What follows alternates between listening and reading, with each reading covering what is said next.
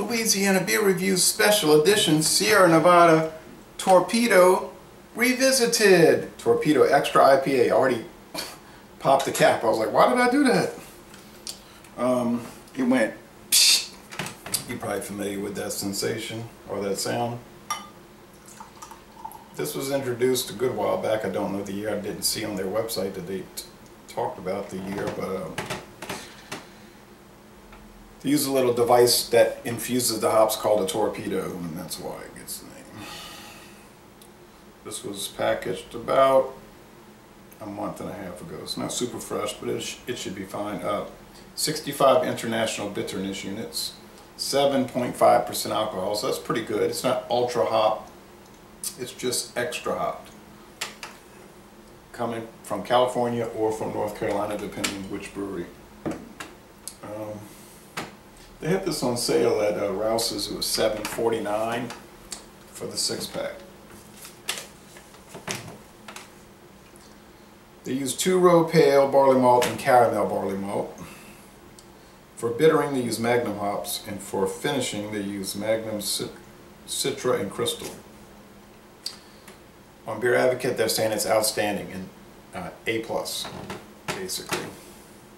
Or an A+ in my rating. Now, the bros are saying world class, the highest possible score. Rate Beer saying 98 out of 100, 98 out of 100 for the style, so really this is one of the highest rated beers on the planet, IPA or otherwise. The head wasn't super thick in this tulip glass.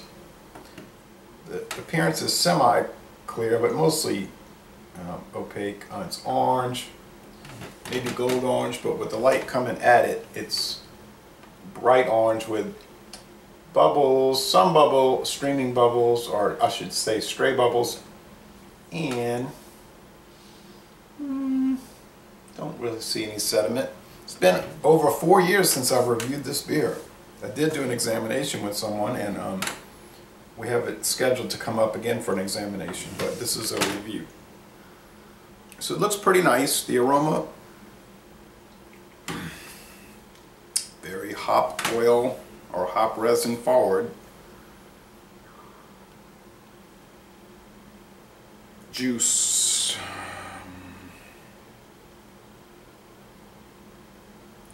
Like maybe pineapple, maybe grapefruit, maybe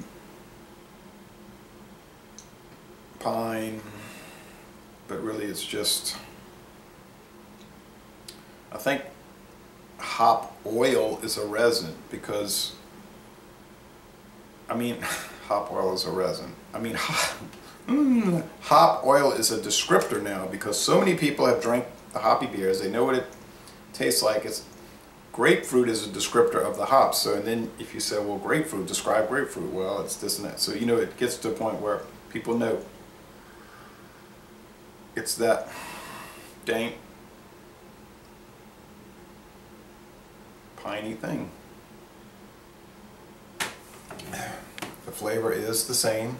It's very hop oriented. It's caramel. It's white. It is white bread crust. A medium to heavy mouthfeel. A little bit oily. The finish is puckering, mostly dry, bitter, but not overly bitter. It's rich. It's not alcoholic, even though it's over 7%. And to me, the drinkability is really good. I've got to try to save them, because I'll end up drinking them all before we do the examination.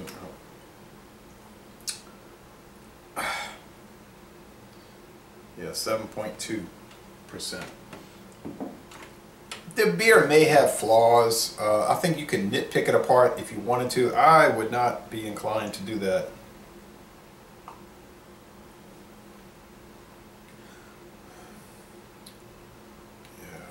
This is really a mellow thing. I would be inclined,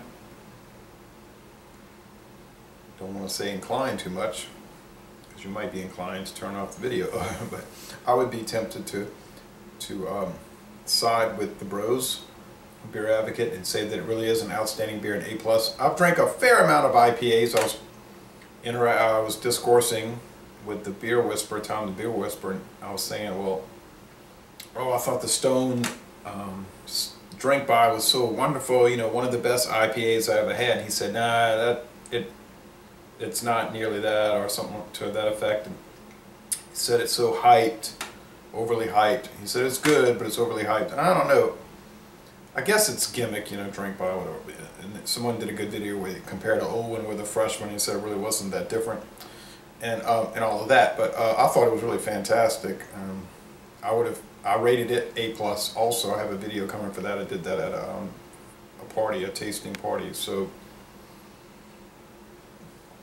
on the other hand, I wouldn't say that it's better than this. It's got more alcohol, but in the overall taste, aroma, body, whatever, it's about a tie. They're both, yeah, it's a tie. They're both really fabulous A+ beers. You notice I'm not saying world class, but so why would I pay a whole lot of money? I mean, I think the drink by is sort of like, what, about $11 a 6-pack, maybe more, and this is $7.49. So you can pretty easily determine what's the better value. So Le Bon Temps Roulé, nonetheless, all disagreements and, you know, perceptions aside, this is an A+ beer, and I'm going to end this special edition revisit by saying y'all come on down to New Orleans.